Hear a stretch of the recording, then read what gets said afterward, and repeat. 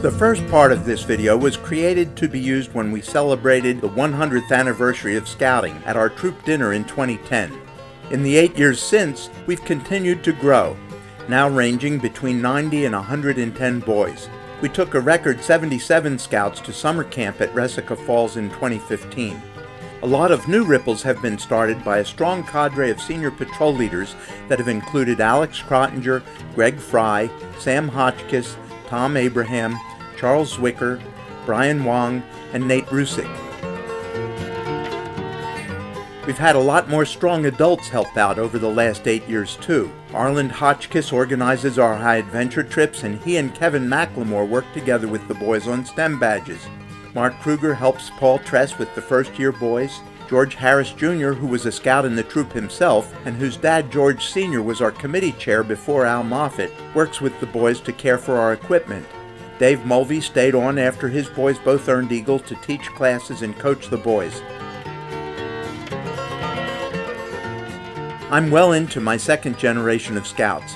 Mark Alamang's son Christian joined in 2012.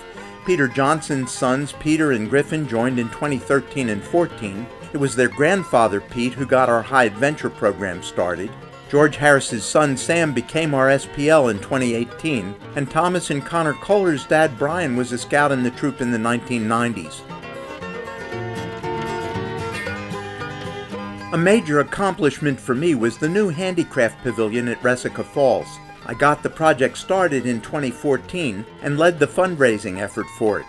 Donations from people affiliated with Troop 542 were able to pay for over 2/3 of its cost, and once we got those contributions in place, the council was easily able to raise the rest. Pop Stritzel had carved merit badge replicas for the dining hall at Treasure Island, and we moved them to the new lodge. Some of Pop's grandchildren and great-grandchildren came to the dedication ceremony in 2016. Ripples of wood carving skills from Pop, John Alamang, my dad, and me can be seen in the scouts who use that building. Pop Stritzel was the first person I knew who had earned the council's highest recognition, the Silver Beaver. I was fortunate to be honored with one in 2015. Then in 2016 and 2017, Arland Hotchkiss and Kevin McLemore received them for their work on the STEM program with council.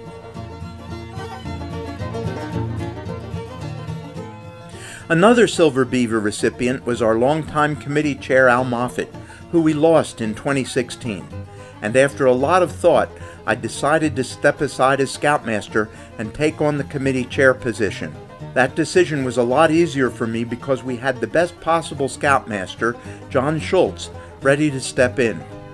John, the little guy who joined in 1996, went on to be a staff member at Resica and at various times range director and cope director. He also chaired the council's high adventure committee when Al Moffett gave up that position, all the while remaining active as assistant scoutmaster here. The troop hasn't missed a beat, and I expect that in 2060, on the 150th anniversary of Scouting, John will be presenting another chapter of this story at our troop dinner. John and I share a commitment to the mission of Scouting, which is to prepare young people to make ethical and moral choices over their lifetimes by instilling in them the values of the Scout Oath and Law.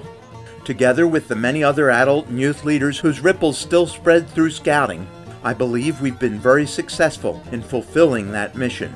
As Scouting expands to include young women as well as young men, I'm confident that we and those who follow will be even more successful.